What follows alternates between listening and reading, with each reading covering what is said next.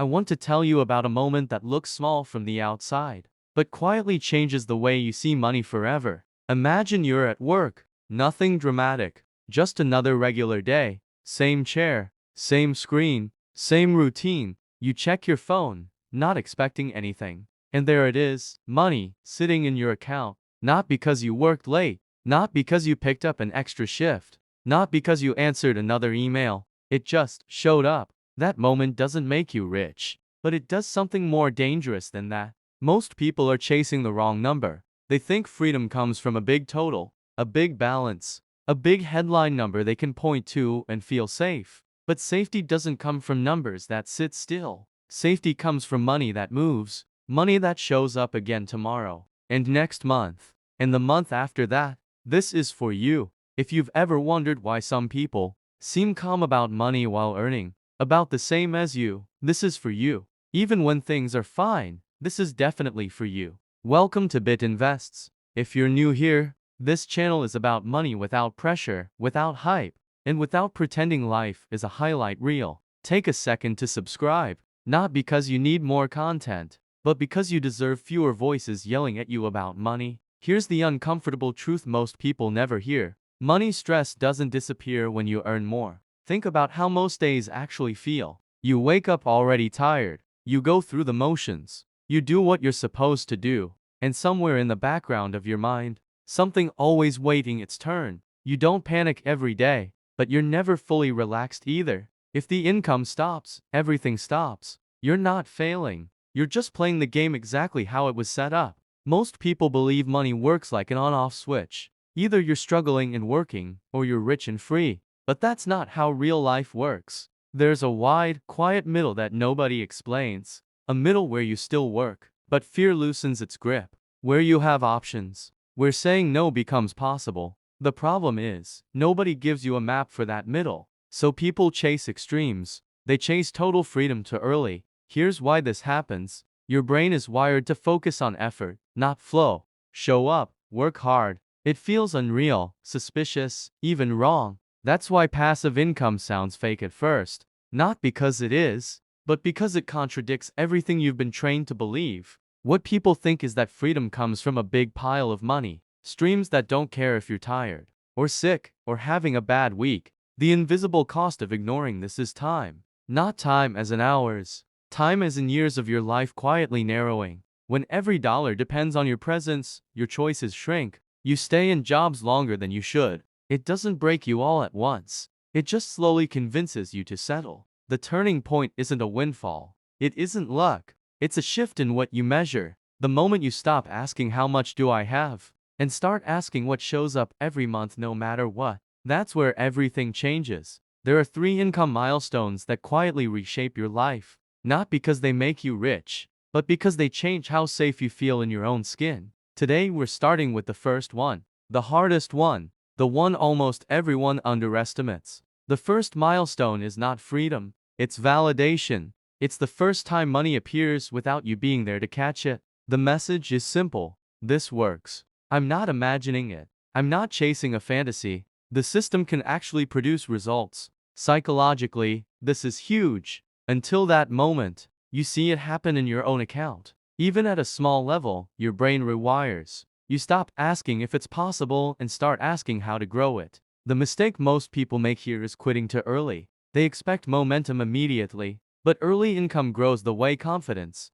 Think of it like pushing a heavy door. The first push feels pointless. The second push feels worse. But here's what matters. Once it moves, it doesn't reset. You don't go back to zero. You've crossed a line, and every step after that gets lighter. This first milestone doesn't change your lifestyle. It changes your posture. You stand differently. You speak differently. You think differently. Because now you know something most people never experience. Money can work without you. I'm going to walk you through what this first milestone really looks like in real life. Not the fantasy version. The slow, sometimes boring, very human version.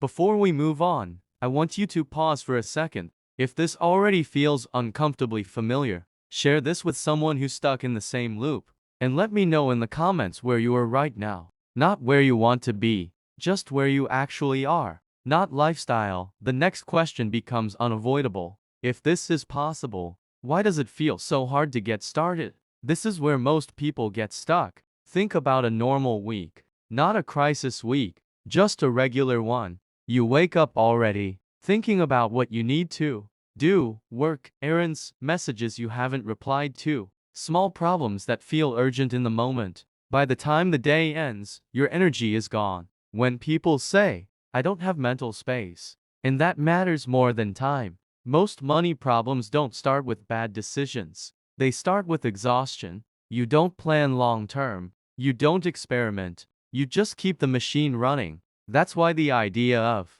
building income that doesn't depend on you feels overwhelming. It sounds like extra work on top of an already full plate, and technically, it is. But here's what's missing from that picture. You're already working hard. You're just working in a way that only pays you once. Every effort you make goes into today, not tomorrow, not next month, definitely not next year. So the pressure never decreases. You wake up every day at the same starting line.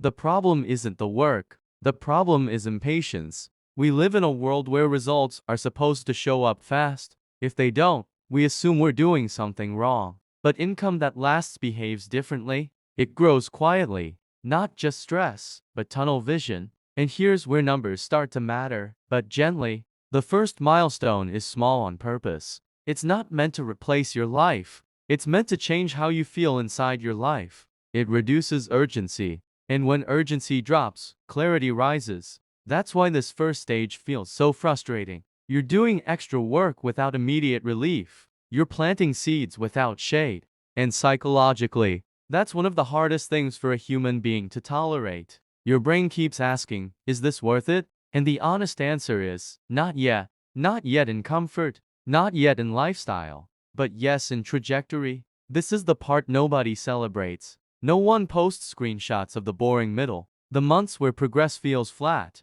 Where effort and reward don't line up. But this phase is where everything important is built. You're not building income yet. You're building belief. And belief is fragile early on. One missed month. One slow result, one comparison to someone further ahead, and it cracks. That's why so many people stop just short of this milestone. They don't fail. They just get tired of believing without proof. The turning point comes when you stop expecting this income to save you, and instead let it train you. Train you to think in systems instead of shifts, to think in months instead of weeks, to think in repeatable actions instead of one-time wins. This is where a simple framework helps. Step 1 is choosing one lane, not 5. Not whatever looks exciting this week. 1. Something you can understand without stress. Something that fits into your existing life without breaking it. Step 2 is consistency without intensity. You don't need to do more. You need to do it longer. Step 3 is letting it be imperfect. Step 4 is reinvesting attention, not just money. You lean in. You refine. You simplify. None of this feels exciting, and that's exactly why it works. Let me give you a realistic picture. Imagine someone with an average income, nothing special. They don't quit their job. They don't announce anything. They spend a few evenings a week building something simple. The first few months produce almost nothing. Then a small amount, not enough to brag about, just enough to notice. That first moment is quiet, no fireworks, just a thought. This didn't come from my job. And that thought lingers, and something strange happens. The person becomes calmer. That's the real payoff of the first milestone. Optionality, the ability to breathe a little deeper, to think a little further ahead. Most mistakes at this stage come from misunderstanding the goal. People think they're failing because it's not big enough, or fast enough, or impressive enough. But the goal isn't scale, it's separation. Separation between effort and income. Separation between today and survival. Separation between fear and decision-making. Once that separation exists, even in a small way, the next milestone becomes possible. Not easy, but possible. In the next section, we're going to talk about the second milestone, the one where fear finally loosens its grip. If this resonates, leave a comment telling me what part of this feels hardest right now. Not exciting, not dramatic, just steady. You stop checking it every day. You stop wondering if it was a fluke. It becomes background noise in the best way. And that's when the second milestone starts to matter. This stage isn't about proving anything anymore. It's about survival. Up until now, your life has been balanced on a single pillar. One income, one source, one point of failure. As long as that pillar stands, everything feels fine. But deep down, you know how fragile that is. One layoff, one health issue, one bad stretch of luck, and the floor drops out. You tolerate things you shouldn't. You delay decisions you know you need to make. You choose safety over alignment again and again. This is why money stress doesn't look like panic most of the time. It looks like hesitation, like staying quiet in meetings, like saying yes when you mean no, like pushing your real life plans to later. The second milestone changes that. This is the point where your basic life expenses are covered, even if everything else stopped. Not luxury, not comfort, just the essentials. Psychologically, this is enormous. When survival is handled, your nervous system relaxes, the constant background calculation fades. Your brain is no longer running worst-case scenarios on loop, and when that fear quiets down, something powerful happens. You start thinking clearly again, even though their life looks the same from the outside. Same job, same house, same routine, but internally, everything is different. They're no longer desperate, and desperation is what keeps most people stuck. Here's the part that's hard to explain until you feel it yourself. Not in an arrogant way, in a grounded way. You speak more honestly. You set better boundaries. You walk away from situations that drain you. A safety net implies falling. This is more like a floor, something solid beneath you at all times. The invisible benefit here isn't money, it's choice. Choice changes behavior. Behavior changes outcomes. People at this stage take smarter risks, not reckless ones, thoughtful ones. They start projects without panic. They negotiate pay without fear. They leave environments that no longer fit. But getting here takes patience. The mistake many people make is assuming the jump from the first milestone to this one should be fast. It usually isn't. This stage is built by stacking, layer by layer, stream by stream, decision by decision. There's no single breakthrough, just accumulation. Let me make this real. Picture someone earning an average salary. They don't change their lifestyle much. They keep their expenses reasonable, not excitement, stability. Over time, that background income grows. It doesn't replace their job right away. It just quietly reduces the stakes of everything. A bad week at work no longer feels catastrophic. A difficult boss feels temporary instead of permanent. A career change becomes a question instead of a threat. This is the milestone where people stop being financially fragile. There are common misunderstandings here. People think reaching the stage means quitting work. It doesn't. Most people keep working, but they work differently, with less fear, with more intention. Another misconception is that this stage requires perfection. It doesn't. The income can fluctuate. It can be messy. What matters is that the floor exists. The long-term payoff of this stage isn't wealth. It's peace. Peace of knowing that a bad month won't ruin you. Peace of knowing that your life isn't one decision away from collapse. Peace of having time to think. That peace compounds too. It improves your health, your relationships, your confidence. You stop chasing income out of fear.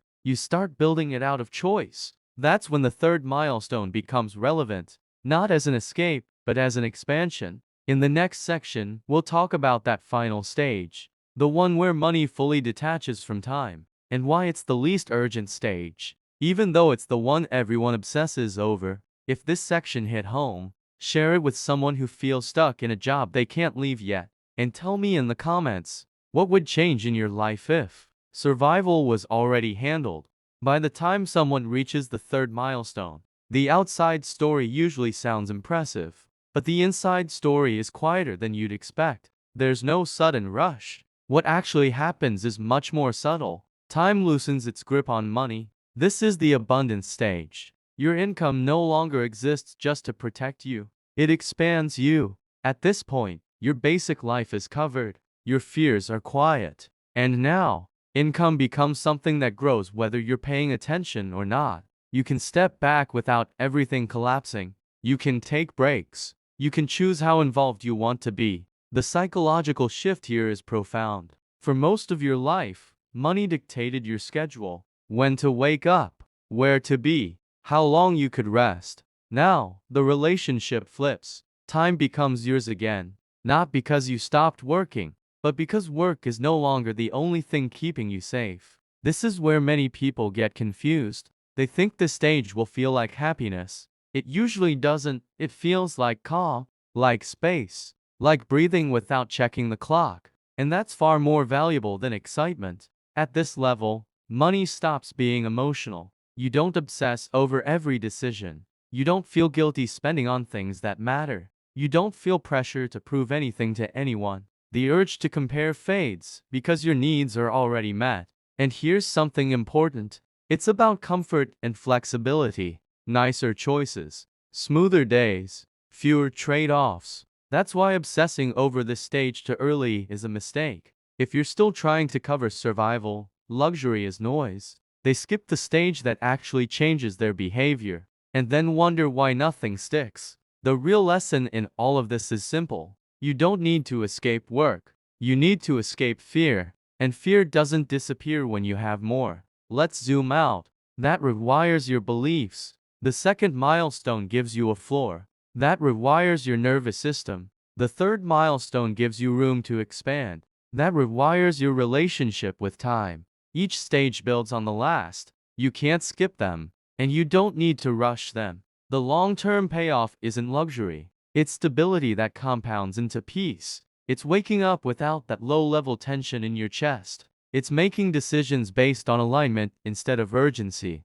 That's what real wealth feels like. You don't need to see the whole path. You only need to reach the next solid step. If you're in the middle, wondering if the effort is worth it, know this. The hardest part is already behind you. Momentum is real, even when it's quiet. And if you're further along, remember what actually changed your life. It wasn't the big number. It was the moment fear stopped running the show. Before you go, I want you to reflect on one question. Which milestone are you actually working toward right now? Not the one you talk about. Not the one that sounds impressive. The one your behavior supports. Leave your answer in the comments. Someone reading it will realize they're not alone. And if this helped you see money a little differently, share it with someone who needs clarity, not hype. This is Bit Invests. And this is what money looks like when it stops being loud. Thanks for being here.